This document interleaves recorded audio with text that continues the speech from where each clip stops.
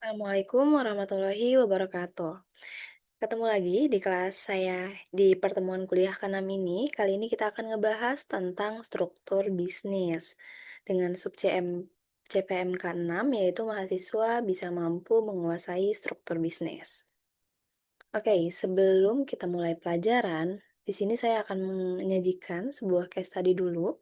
Jadi, ini menekankan pentingnya struktur bisnis dalam organisasi. Jadi, di sini dulu ada jadi dulu tuh kereta api Indonesia nggak serapi sekarang, mungkin ada teman-teman yang udah tahu gitu ya, ada yang mungkin udah lahir, udah ngerasain, tapi buat teman-teman yang belum tahu, jadi KAI Indonesia tuh dulu tampilannya kayak gini ya. Pokoknya duduknya nggak nyaman, fasilitasnya kurang nyaman juga, beli tiketnya ribet, banyak calonya, terus juga ya seperti yang ditampilkan di layar gitu ya.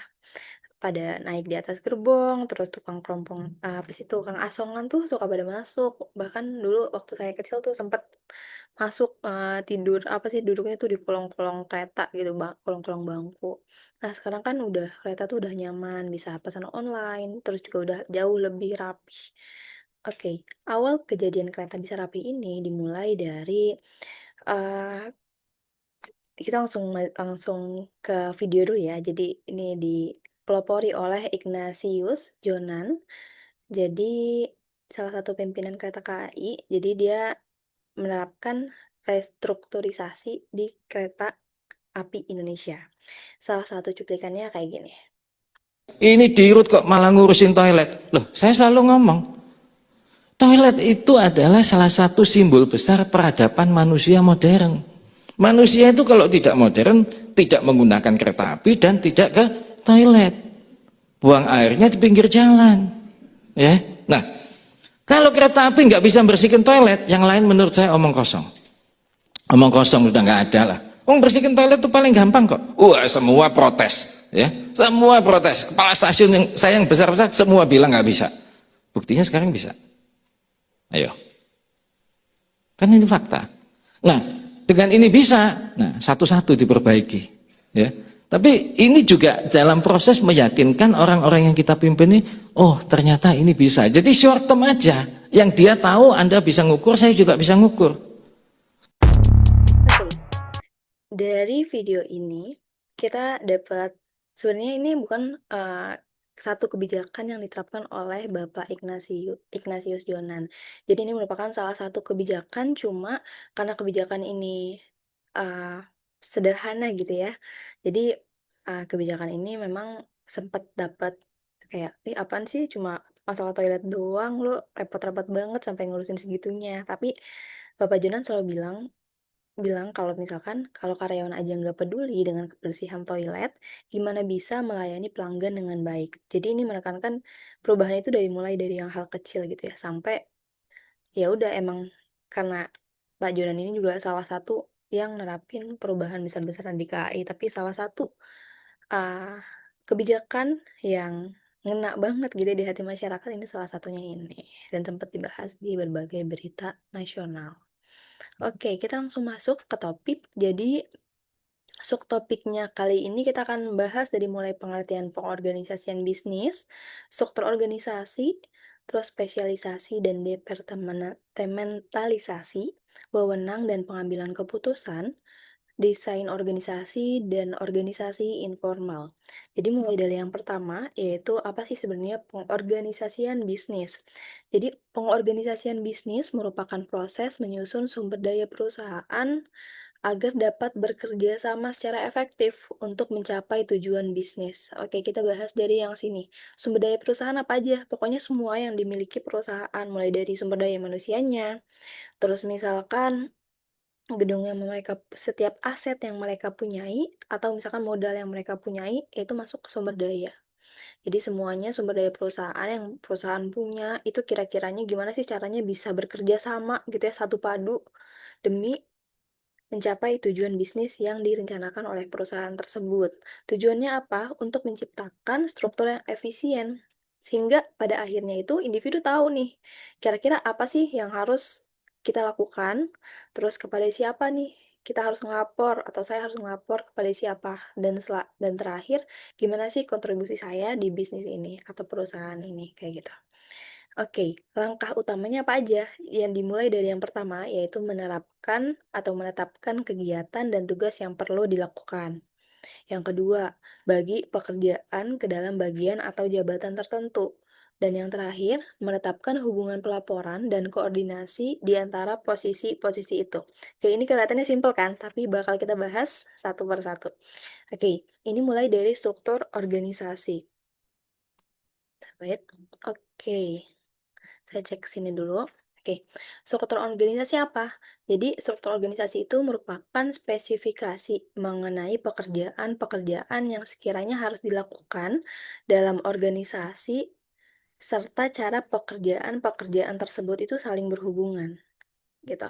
Oke, jadi kalau misalkan proses pengorganisasian kan tadi kita gimana caranya memanfaatkan sumber daya gitu ya, memanfaatkan sumber daya yang ada di perusahaan tersebut. Sedangkan kalau misalkan struktur organisasi, hasil dari proses pengorganisasian tersebut.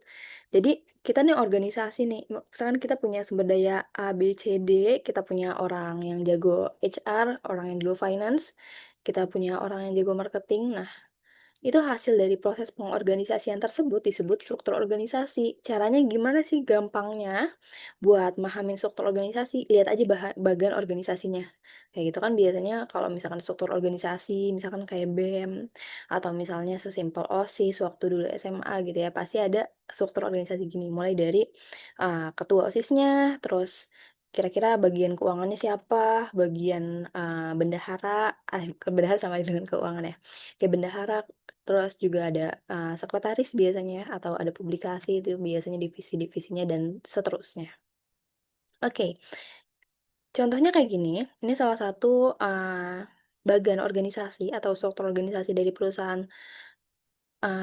temporary landscape service. Jadi dia bagi berdasarkan ada di sini pembagiannya dari owner itu dia bagi lagi dari retail shop manager, terus dari nursery manager sama landscape operation manager dan seterusnya. Seperti yang saya contohkan simpelnya kayak misalkan struktur organisasi OSIS gitu. Oke, faktor penentunya apa aja? Jadi ini faktor penentunya ada 3 macam. Yang pertama, ini ada visi, misi, dan strategi organisasi. Ini landasan utama ya sebenarnya. Jadi sebelum kita membuat organisasi atau bisnis, kita pasti buat visi, misi gitu ya, strategi perusahaan mau kayak gimana. Nah, itu menentukan gimana kira-kira dari tujuan bisnis kita nih, kira-kira kita butuh bagian apa aja nih? Apa yang sekiranya bakal bagian atau bidang yang bakal mendukung kita buat mencapai, tujuan bisnis kita, kayak gitu. Yang kedua, ini ada ukuran perusahaan. Nah, ukuran perusahaan ini kalau misalkan perusahaannya ukuran semakin besar, maka kemungkinan besar atau sebagian besar perusahaan bakal, strukturnya itu bakal lebih rumit gitu ya. Misalnya kayak misalkan Unilever lah, Unilever perusahaan kan udah gede banget ya, udah multinasional. Dan itu kan setiap negara ada gitu ya, setiap kayak misalkan Unilever Indonesia itu ada khusus-khususnya bagian-bagiannya gitu, dan semakin gede, ya udah semakin karena semakin banyak yang diurusin, maka kita butuh struktur organisasi yang lebih kompleks agar semua hal yang kita lakukan di bisnis tersebut itu bisa, ter-manage gitu. Dan yang terakhir, ini ada lingkungan internal sama eksternal. Jadi ini sangat menentukan banget ya, misalnya lingkungan eksternal dan internal. Misalnya kita itu perusahaan apa ya, kita contoh perusahaan ojek online gitu ya. Kita lingkungan eksternalnya berarti kita mulai dari kompetitornya, kita harus mempersiapkan, dari peraturan pemerintahnya kayak gimana, kita harus penyesuaian juga dengan kebijakan kita gitu ya. Misalnya ada harus, kalau misalkan di perusahaan Indonesia kan perlu yang namanya, bagian sustainability atau apa sih, bagian eee, kalau misalkan bagian perusahaan, eee, berbakti ke apa sih, memberikan dampak perusahaan ke masyarakat, itu ada bagiannya khusus gitu, itu bagian, salah satu bagian sustainability biasanya dimasukin. Terus internalnya kayak gimana, kita pengen, perusahaannya pengen yang formal. Kalau misalkan formal biasanya perusahaannya kan strukturnya banyak tuh, kayak misalkan di PNS gitu ya, strukturnya kan banyak sangat formal gitu ya, sangat kaku gitu ya. Sedangkan kalau misalkan di swasta itu biasanya lebih jauh lebih fleksibel gitu. Dan biasanya mereka pakai yang matriks. Nanti kita bakal bahas yang matriks juga. Oke, next ini kira-kira dari struktur organisasi ini pembentuknya apa aja? Ini ada 3 macam. Yang pertama ada spesialisasi. Yang kedua ada departementalisasi. Dan yang terakhir ini ada hierarki pengambilan keputusan. Oke, kita mulai dari yang pertama. Spesialisasi itu apa? Jadi spesialisasi itu adalah, jadi kan namanya spesialisasi. Kita udah tahu ya dari kata spesialisasi. Berarti itu pekerjaannya, itu perusahaan kan pasti, kayak misalkan bisnis itu kan pasti pekerjaannya banyak gitu ya. Nah, pekerjaan-pekerjaan besar tersebut dipecah menjadi tugas-tugas kecil agar setiap orang itu bisa fokus dan ahli di bidangnya. Biar orang tuh fokus, jadi ya udah nggak usah ngurusin semua bagian, lo cukup ngerjain apa yang bagian yang emang kalian ahli di bidangnya aja gitu. Oke, ini selanjutnya dari spesialisasi, nanti bakal saya kasih contoh di bawah biar lebih paham. Oke, dari spesialisasi kita beralih ke departementalisasi. Oke, ini lanjutannya ya. Jadi setelah tugasnya itu dibagi secara spesifik, jadi setelah tahu tugas-tugasnya, organisasi itu perlu mengelompokkan pekerjaan yang mirip atau saling terkait dalam suatu unit atau departemen agar koordinasi dan pengawasannya itu jauh lebih mudah. Kalau misalkan nggak ada departementalisasi, cuma spesialisasi aja nih, pasti si owner atau CEO-nya bakal bakal pusing. Waduh, ini kudu ngawasin yang mana, harus ngawasin yang mana nih bagian-bagiannya. Jadi emang harus dibuat departementalisasi ini gitu. Misalnya kita bayangin sebuah bisnis coffee shop. Jadi kalau misalkan di bagian spesialisasi, dalam dunia bisnis kopi itu ada yang namanya barista, ada yang namanya kasir. Kita butuh juga pengelolaan stok biar tahu nih stok di gudang berapa, yang terjual berapa dan lain sebagainya. Dan juga oh ternyata kita butuh manajer outlet juga gitu. Jadi dan lain sebagainya. Ini salah satunya aja. Jadi ini masing-masing itu punya tanggung jawab yang spesifik.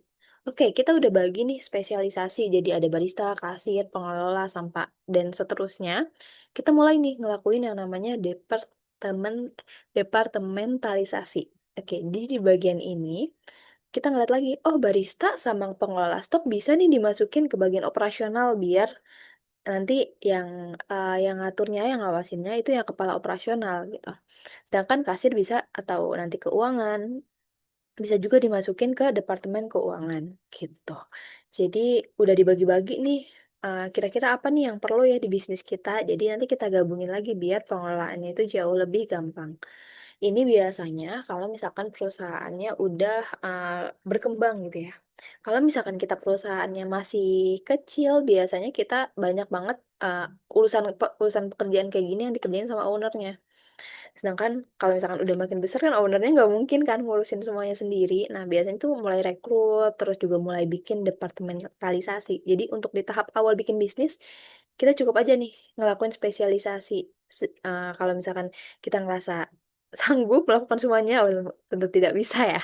Oke, kita bisa ngelakuin sendiri dulu untuk tahap awal. Tapi kalau misalkan udah mulai berkembang bisnisnya, sangat dianjurkan itu buat ngelakuin spesialisasi terus departementalisasi gitu. Oke, kita masuk ke bentuk-bentuk departementalisasi. Jadi bentuknya itu ada 6 macam di buku ini.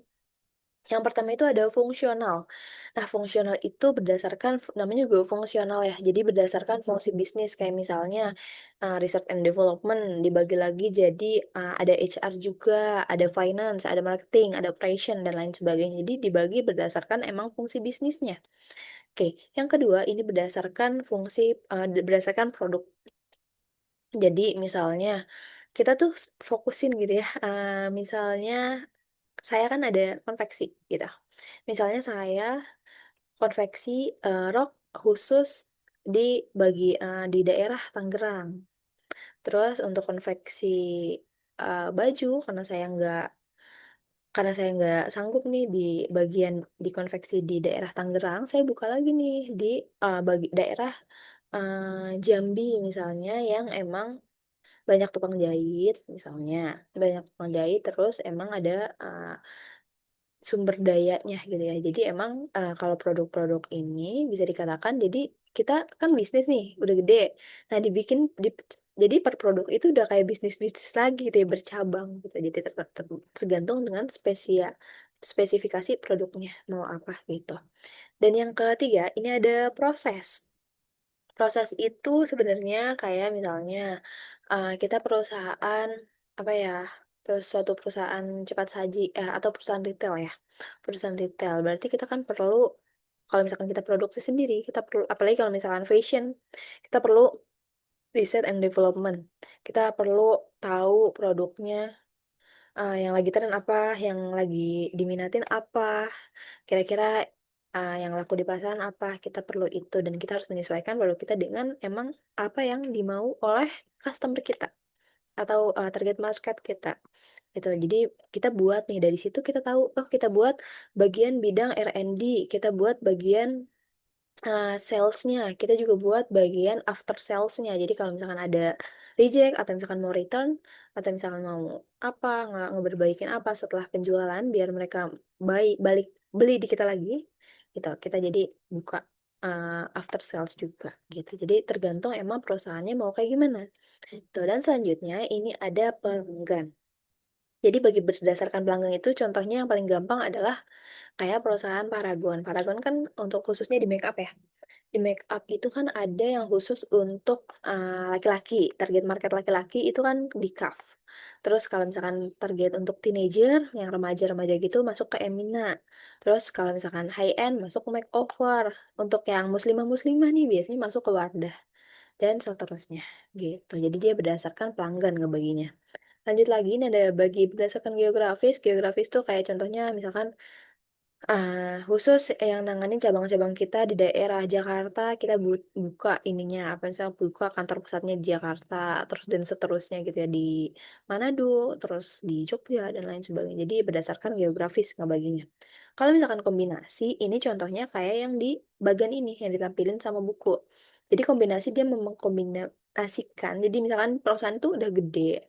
Nah, dia tuh mengkombinasikan bentuk-bentuk dari departementalisasi ini. Misalnya di bagian atas, top management dia bikin functional department. Jadi tergantung, fungsionalnya. Terus misalnya di bagian middle manager, dia bagi jadi, berdasarkan berdasarkan geografisnya. Di Texas ada, di Oregon ada, di Florida ada sendiri. Dan untuk yang bagian bawahnya lagi, di lower manager biasanya disebutin dia consumer product, ada industrial product gitu. Jadi emang dia ngebagi berdasarkan ya kombinasi gitu ya. Jadi beberapa bentuk departementalisasi itu dipakai gitu. Oke, next kita masuk ke wewenang. Jadi wewenang itu kita kan tahu ya arti wewenang. Jadi wewenang itu jadi ada dua macam secara garis besar. Ada yang sentralisasi. Mana ini kursor saya bentar.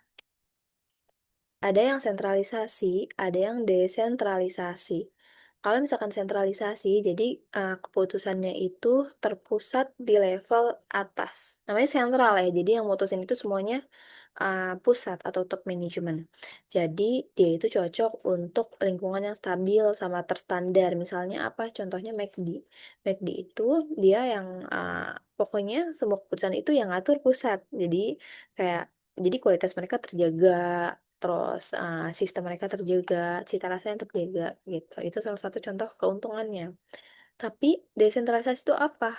Kebalikannya dari sentralisasi. Kalau desentralisasi itu wewenang itu didelegasikan ke level bawah. Jadi orang-orang yang di level bawah nih, manajer-manajer yang di middle manager, terus lower manager itu bisa ngambil keputusannya secara mandiri tanpa harus ada keterlibatan pusat. Jadi selagi keputusan itu masih bisa atau masih bisa diambil sama manajer tingkat bawah atau misalkan masih bisa dihandle, ya mereka bakal handle dulu kecuali emang kira-kira itu sebuah keputusan besar dan nggak bisa mereka handle baru mereka lempar ke atas gitu. Oke, ini contoh untuk perusahaan besar, biasanya cocok untuk perusahaan besar, dinamis sama adaptif. Contohnya Urban Outfitter. Jadi ini salah satu contoh retail di luar negeri. Jadi di sana manajer tokonya itu bebas mau nge-layout kayak gimana, mau apa yang ditampilin di depan. Pokoknya mereka bebas mengatur tokonya sesuai dengan kondisi customer di sana, preferensi customer di sana gitu. Oke, kita masuk di sini, untuk wewenang juga ada yang tall, ada yang flat, organization structure. Jadi, untuk yang tall ini jadi lapisan karena artinya juga tinggi gitu ya, jadi lapisan manajernya itu manajemennya banyak, gitu. Kelebihannya apa? Kontrolnya ketat, terus tapi kekurangannya apa? Komunikasinya lambat dan birokratis. Jelas ya kalau misalkan, manajemennya tinggi atau lapisan manajemennya panjang, pasti kita susah ngambil keputusan dengan cepat. Kalau misalkan flat, ini sedikit lapisan manajemen. Kelebihannya apa? Kelebihannya responnya cepat dan efisien, tapi kekurangannya apa sih? Kekurangan itu risiko beban kerja dan manajer itu tinggi. Tuh, terus juga di bagian wewenang ini kita kenal yang namanya span of control, jadi rentang kendali. Jadi kita harus tahu gitu ya, jumlah bawahan, jadi ini tuh artinya jumlah bawahan langsung yang diawasi oleh satu manajer. Gitu. Di sini ada wide, wide itu kan artinya luas. Jadi wide itu biasanya dipakai jadi satu manajer dia dia punya bawahan itu banyak, misalkan bisa sampai dari 20 bisa sampai 30 50 gitu ya. Jadi bener-bener banyak bawahannya. Oke, ini cocoknya untuk apa? Cocoknya untuk pekerjaan rutin dan mirip. Kayak misalkan contoh lini produksi, biasanya kepala produksinya cuma satu kan, sedangkan, kayak misalkan yang jahit gitu ya, yang jahit itu banyak, banyak banget. Gitu, dan emang cuma cukup, dipimpin oleh satu orang, karena dia itu sifatnya, ya udah rutin dan mirip, dan produk yang diproduksi itu aja, gitu. Untuk yang narrow, jadi narrow itu lebih sempit gitu ya, jadi pekerjaannya itu kompleks dan bervariasi. Jadi satu orang manajer atau satu orang atasan cuma mimpin beberapa orang aja. Kayak misalkan contoh pengembangan game di AI, gitu. Lanjut lagi, jadi intinya semakin besar, semakin perusahaan tersebut itu desentralisasi, maka strukturnya itu makin datar, makin flat gitu ya. Karena kan ya udah orang-orang yang di bawah bisa menentukan kebijakannya masing-masing. Selanjutnya rentang kendalinya juga semakin luas dan pengambilan keputusan makin cepat. Perusahaan saya cocok yang mana, Kak? Misalnya. Ya itu tergantung perusahaan kamu kayak gimana, maunya kayak gimana gitu. Jadi nggak bisa disamaratakan yang bagus yang mana atau yang buruk yang jelek kayak gimana, nggak bisa kayak gitu. Emang harus bisnis harus, trial and error dan emang harus disesuaikan dengan goals bisnis kamu mau kayak gimana. Oke, next kita langsung ke pengambilan keputusan. Pengambilan keputusan itu adalah proses seorang manajer mengalokasikan pekerjaan kepada bawahannya. Itu in general ya. Tapi kan kalau misalkan yang namanya ngambil keputusan, ya udah kita di antara 2 pilihan kita milih satu gitu. Itu salah satu contoh ngambil keputusan. Oke, ini pengambilan keputusan atau misalkan delegasi, ini ada beberapa macam. Ada 3 tahap utama delegasi, yaitu assigning responsibility, jadi menetapkan tugas yang harus diselesaikan seseorang tuh apa aja, gitu.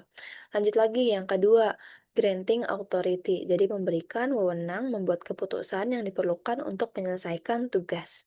Udah dibagi-bagi, kita lagi langsung lanjut ke bagi-bagiin wewenangnya, gitu.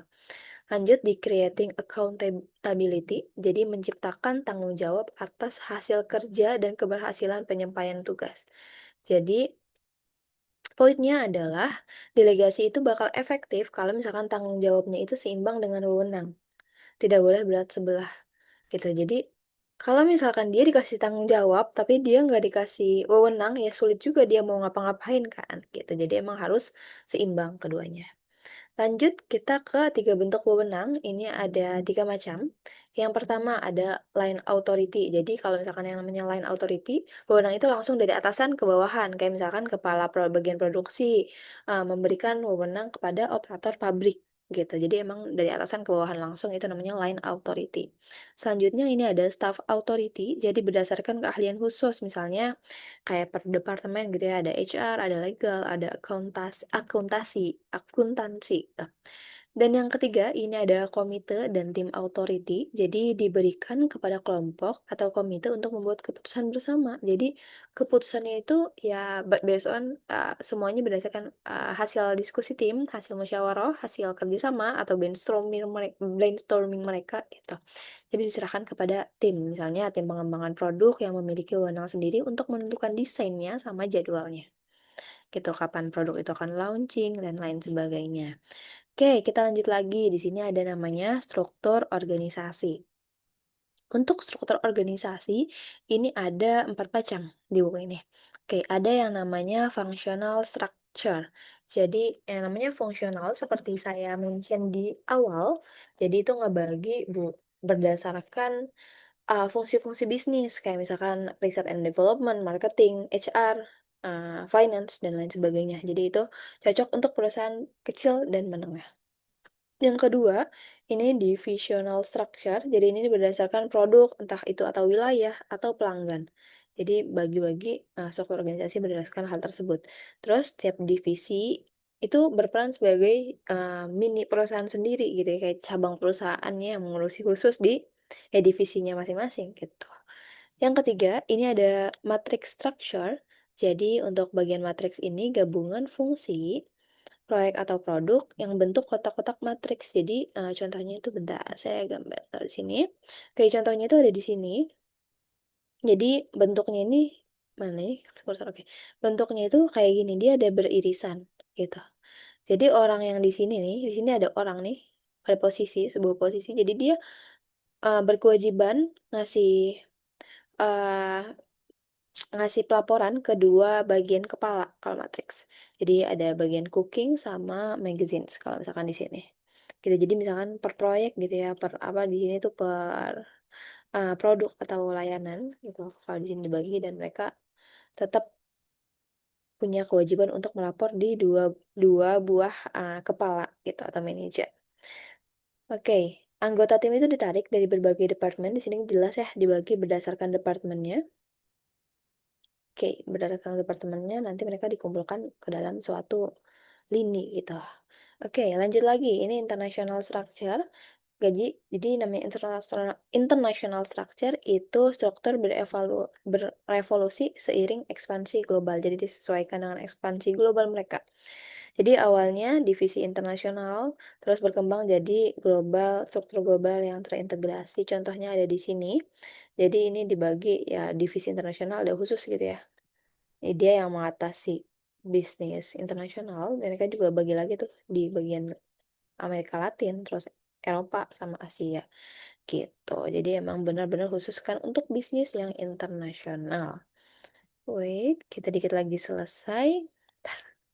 Oke, desain organisasi. Jadi yang namanya desain organisasi, jadi itu artinya adalah gimana sih kita menentukan gimana sih pekerjaan itu dibagi,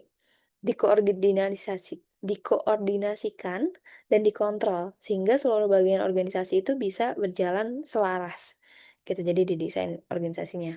Bentuk desain organisasi itu ada tiga. Yang pertama itu ada team organization, ada virtual organization, dan learning organization. Kalau misalkan team organization, jadi ciri utamanya adalah tim lintas proyek, hampir tanpa hierarki gitu ya. Dan kedua ini ada virtual atau struktur sangat ramping, terus pekerja dan fasilitas itu temporer. Lanjut lagi kalau misalkan di learning organization emang fokus namanya juga learning ya, berarti fokus pada pembelajaran dan perbaikan berkelanjutan gitu. Jadi kalau misalkan virtual biasanya dipakai perusahaan-perusahaan yang emang dia nggak perlu pekerjaannya itu bertemu secara langsung gitu ya, kayak misalnya contohnya, bagian back end engineer mereka biasanya pakai yang virtual organization gitu. Jadi itu meminimalisir biaya dan emang ya udah pekerjaan cukup di laptop dan based on, eee, kerjaan lo hari ini gini gini gini gitu. Yang penting kerjaan lo selesai terserah mau pakai, ngerjain kapan gitu. Biasanya yang pada ini ya, freelancer yang di luar negeri itu biasanya virtual organization gitu. Oke, lanjut. Ini ada organisasi informal. Sering kan sebenarnya kita nggak dengar organisasi informal, mungkin kita seringkali ngalamin atau membentuk, tapi kita nggak sadar bahwa kita sudah membentuk sebuah organisasi informal. Jadi, organisasi informal adalah jaringan hubungan sosial yang terbentuk secara alami di dalam organisasi formal. Jadi, dia tuh di luar struktur resmi dan rantai komando. Dia biasanya muncul dari interaksi sosial, persahabatan, dan kebutuhan manusia untuk berkomunikasi dan merasa diterima. Gitu. Jadi misalnya kita nggak salah biasanya kan orang itu dikumpulkan berdasarkan satu kesukaan, misalkan mereka nyambung nih kalau ngobrol atau misalkan sama nih daerahnya, berasal dari daerah yang sama atau misalkan emang mereka cocok aja. Biasanya orang-orang yang cocok itu kan membentuk sebuah kelompok masing-masing gitu ya. Jadi ada grup di dalam grup ya. Biasanya buat contohnya adalah grup WhatsApp karyawan, terus ada juga contohnya senior yang dijadiin panutan meski bukan atasan formal gitu. Jadi ada orang yang emang sebenarnya bukan atasan, tapi dia dijadiin panutan gitu, entah karena dia emang integratif, ada suatu sisi dia yang buat dia tuh jadi panutan orang-orang lain tanpa disadari gitu. Jadi kata kuncinya di sini adalah social network, informal communication atau grapevine. Grapevine ini adalah gosip gitu ya, gosip-gosip tetangga atau misalkan di bisnis biasanya ada tuh gosip-gosip perusahaan. Nah, itu masuk ke informal communication contohnya. Lanjut lagi ada work culture, ada unwritten norms. Oke, kita masuk langsung ke fungsi dan dampaknya organisasi informal ini. Dampak positifnya, yaitu mempercepat komunikasi, memperkuat rasa kebersamaan, bahkan sampai bantu memecahkan masalah secara cepat. Gitu. Tapi negatifnya apa sih? Bisa jadi sumber gosip, sempat saya mention di atas ada istilah grapevine, gitu. Jadi ada bisa nimbulin konflik juga atau sabotase kalau misalkan nggak dikelola secara baik, gitu. Oke.